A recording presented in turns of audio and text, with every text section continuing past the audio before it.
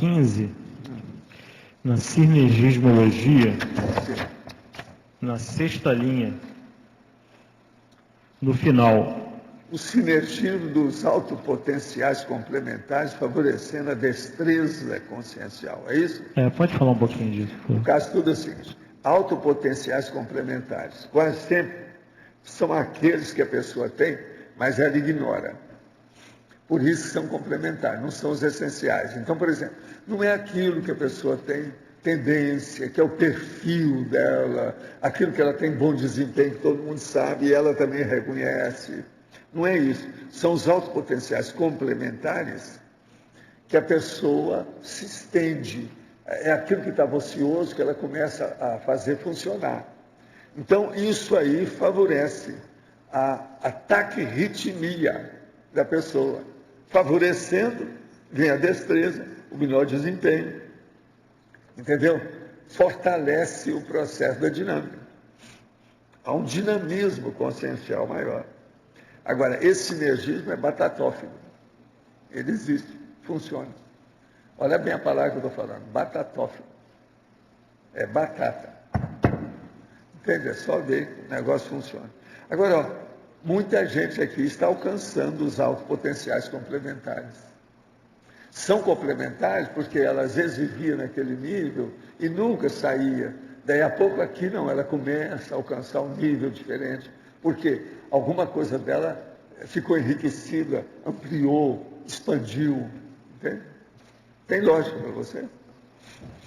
Valdo, minha pergunta não é sobre o verbete, é um pouquinho sobre a conversa que a gente tive lá no almoço sobre o temperamento monárquico. Eu fiquei pensando assim, como é que uma pessoa chega a mudar esse temperamento monárquico? O que acontece dentro dela ou externamente a ela que faz fazer essa reciclagem? A primeira coisa que tem que notar é que quem mexeu com monarquia pode ter uma de duas reações básicas, fundamentais.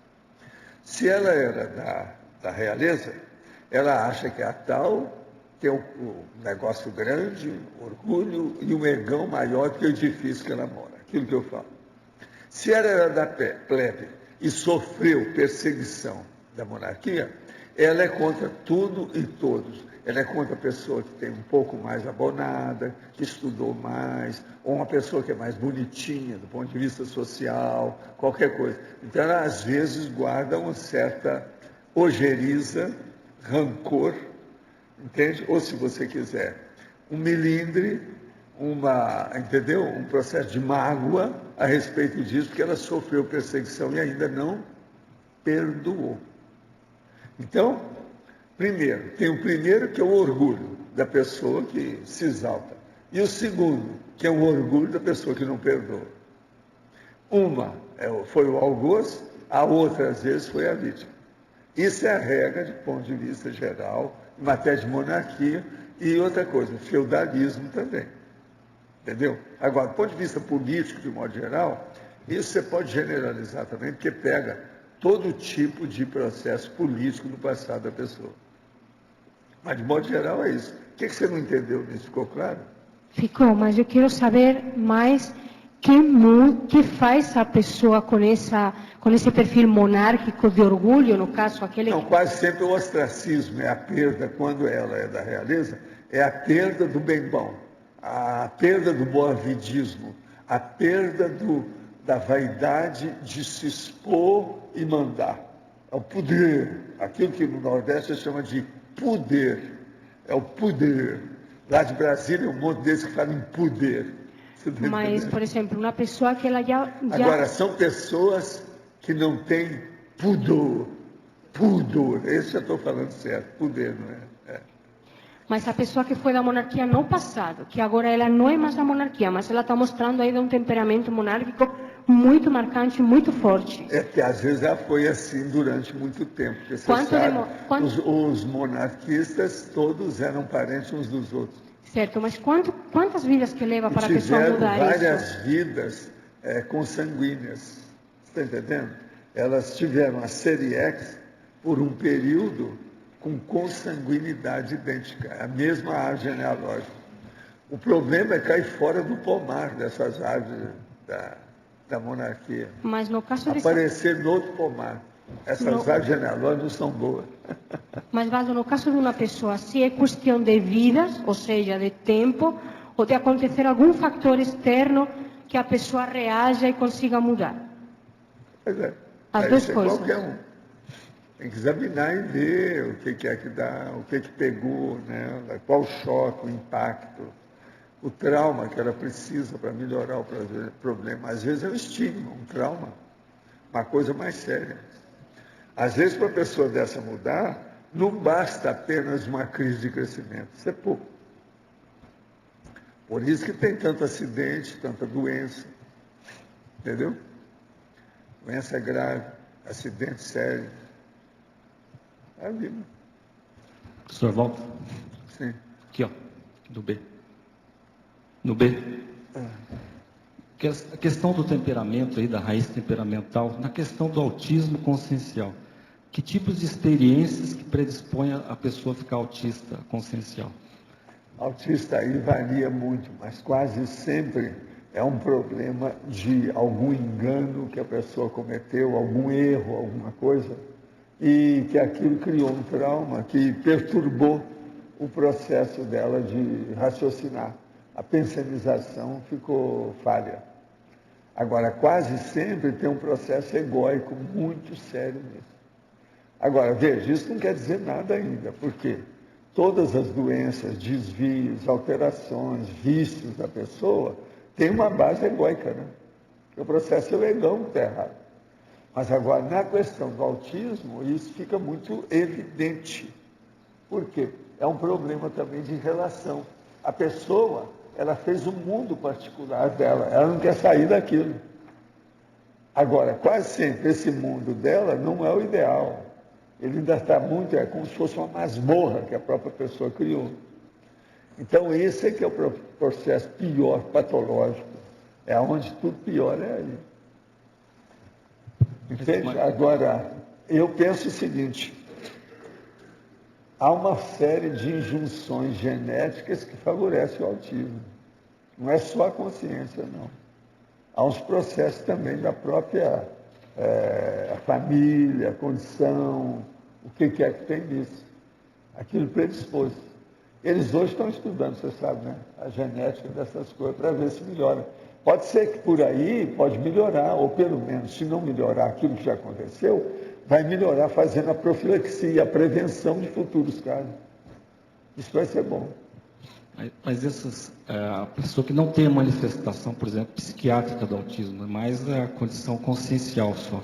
Pois é. Que tipo de experiência assim, que ela que predomina? Assim? É a pessoa, por exemplo, que teve uma desilusão muito grande com gente, com a população, com, vamos dizer, o convívio, o círculo de relações sociais dela.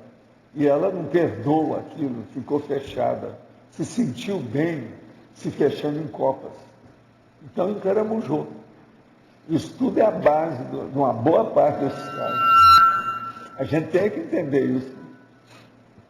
Quase sempre nós não sabemos os detalhes. Examinar mais, né, para ver os detalhes, como é que são. Na mesma linha, professor, o senhor entende que tipo de confluência genética pode favorecer isso? Pais ou avós que também foram autistas?